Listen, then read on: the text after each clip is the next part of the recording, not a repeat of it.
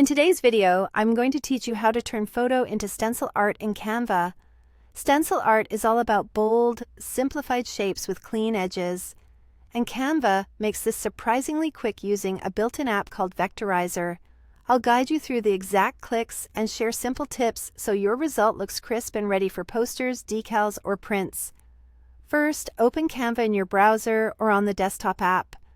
Once you're in, pick any template to begin. You can choose a social post, a poster, or a custom size, whatever matches how you plan to use the stencil. If you're not sure, a standard letter or A4 canvas is a good, flexible starting point.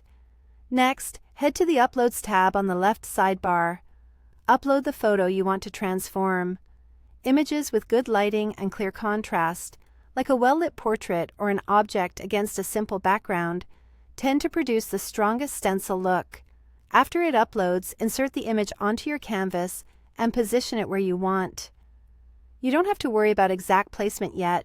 You can adjust it later. Now, look to the left sidebar and click on Apps.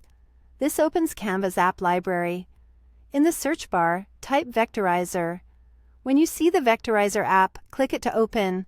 Vectorizer converts your photo into scalable shapes, which is perfect for that bold stencil style and ensures clean edges at any size.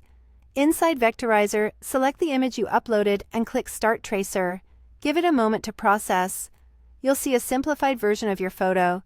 For a classic stencil feel, fewer colors and stronger contrast usually work best, so look for options that reduce detail while keeping the subject recognizable. If you're tracing a face, pay attention to key features like eyes, nose, and jawline. You want them to remain defined after the trace.